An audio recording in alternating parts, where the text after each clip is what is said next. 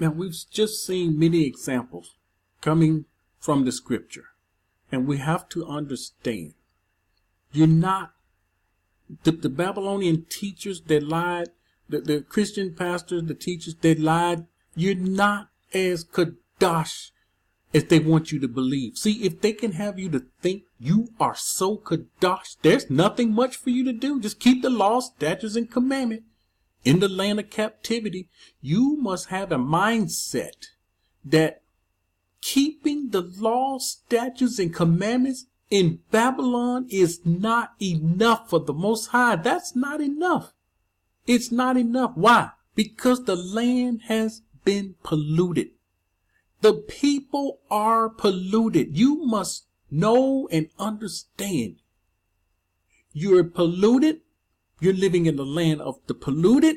You're living among polluted people. Once you know and understand this, then it will hit you.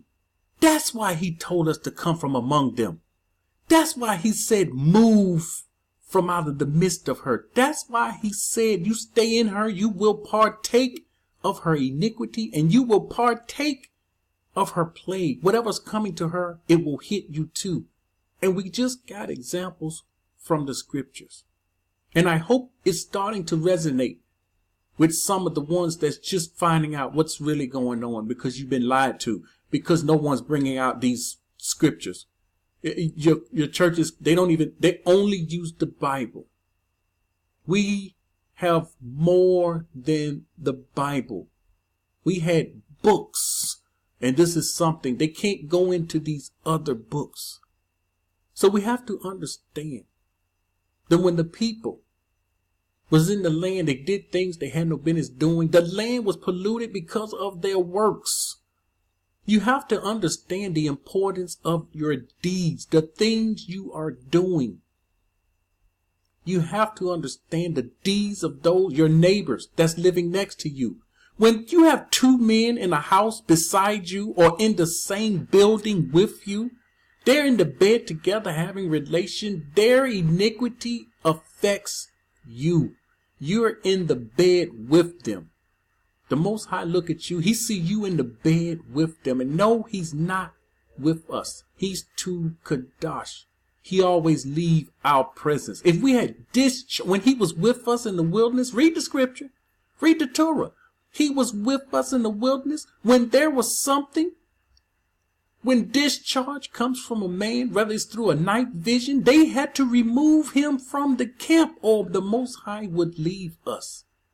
The women couldn't come around the house of the Most High when they was on their monthly. They were shut out from everybody else. You're not even supposed to sit on furniture that a woman that's on her monthly sitting on. You see, our people don't know how, they don't understand this. And so what you have to see and understand, you're not as qadash as these teachers told you that you are. All right, First Maccabees. This is the first chapter. Here they go. They're being forced to do things against Torah. They burned look at this. Verse 56. The books of Torah, which they found, they tore it in pieces and burned it with fire.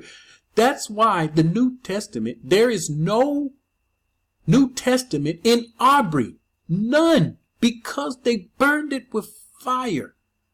And what Josephus did, he came up with a plan to get translators to translate it into Greek. And this is what happened. And when they translated into Greek from the Aubrey, it wasn't a very good translation. And then we had a translation of that translation and a translation of that translation. And that's why the New Testament is, it's not what it should be.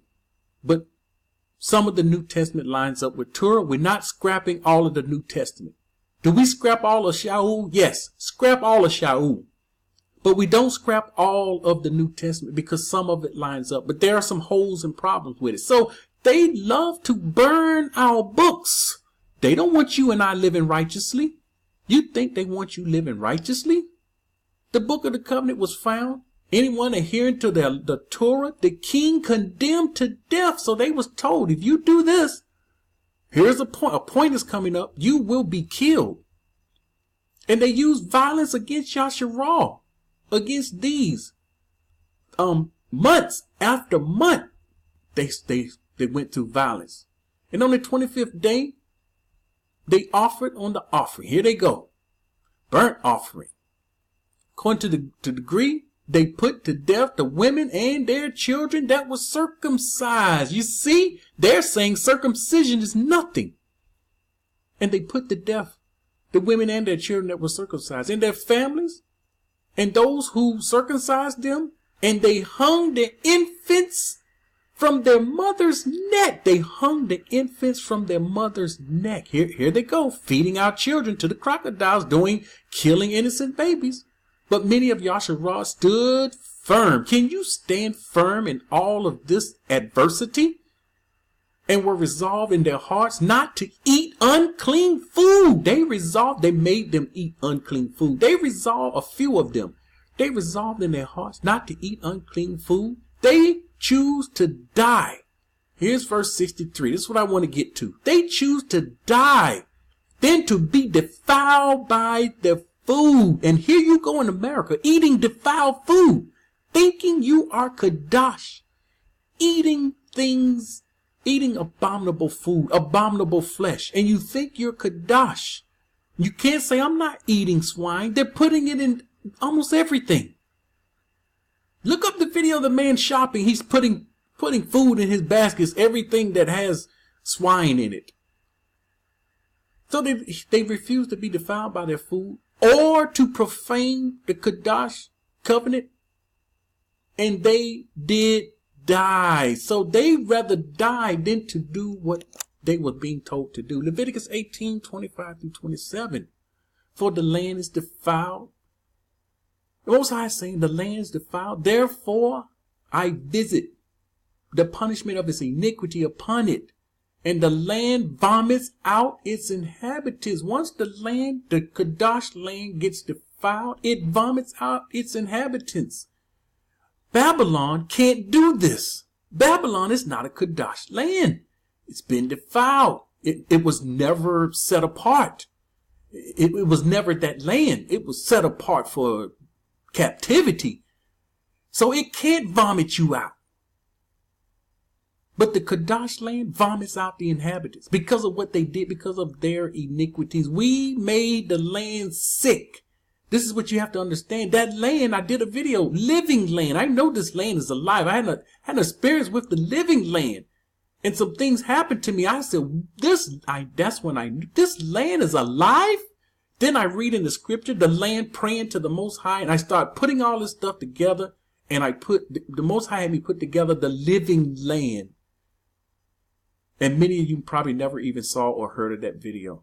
Again, I don't go back over things over and over and over. And then I have people come here not knowing what's happened with me, what's going on with me, but they can tell me, I'm not seeing this correctly. You shall therefore keep the statutes of my judgments and shall not commit any of these abominations, either in your own town or any stranger who dwells among you. So if other nations always dwelt among them, they had to keep Torah also.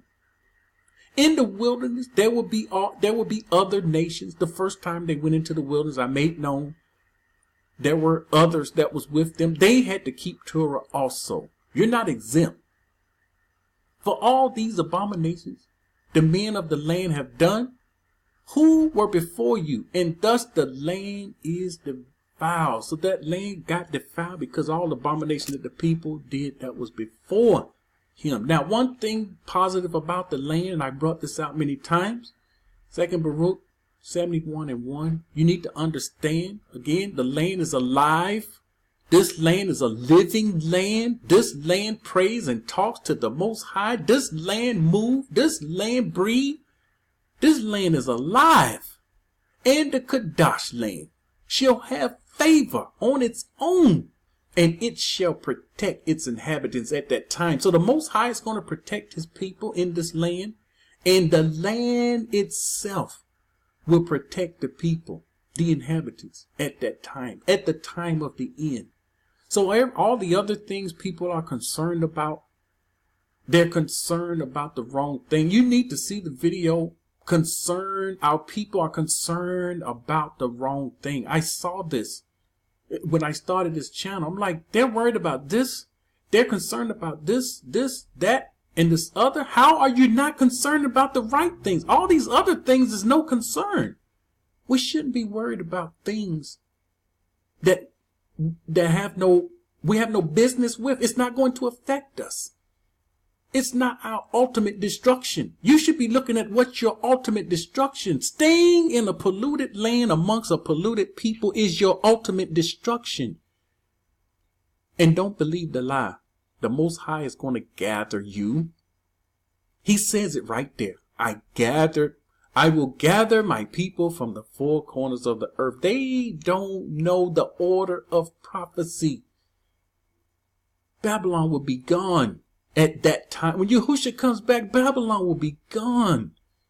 They don't understand. They think Babylon will be still here. You see? Confusion. This is what Babal means. Babal is Babylon. It's the Aubrey word for Babylon. I use Babylon so people know where I'm coming from. Babal means confusion, Babel. And our people are in confusion. And this is the reason. They're in so much confusion. They can't see they're in a polluted land amongst a polluted people trying to keep Passover.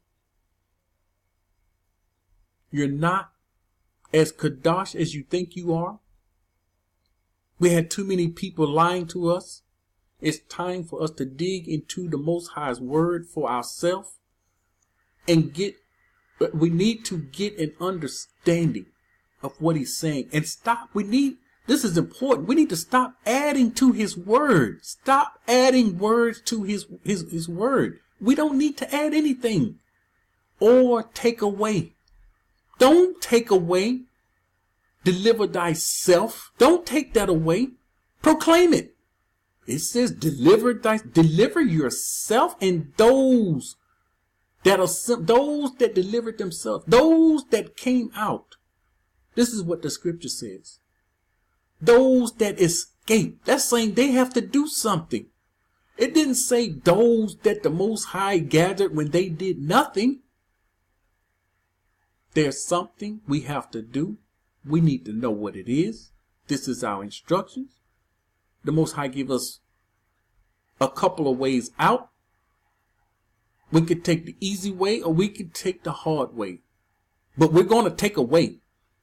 You said, well, I didn't make a decision. Or I didn't take away. Whatever. If you do nothing, you've taken away. That's a way. To do nothing is a way. Stand still, do nothing, and see if you will get the salvation that Moshe was talking about before they cross. He told them to stand still and see. They stood still. They saw it and then they move. Stand still and see if the Most High don't wake up his people. Do you not see his people are waking up? So his people waking up for what? What are we waking up for?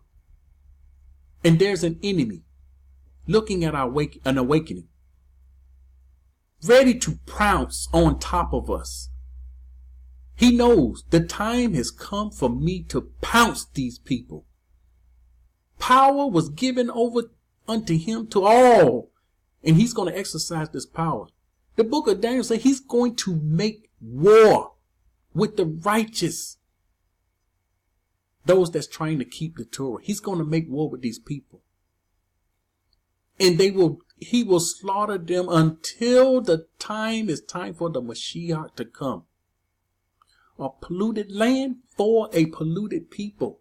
This message, yes, is long. I haven't done a message this long, but you need to understand. You truly need to understand the polluted land and a polluted people. You're in that land. You need to know and understand you are polluted. And I have to drill this because our people don't understand this. This is a polluted land for a polluted people. Go back over these scriptures and see if it's not so. See if they're not saying what they are saying. Shalom.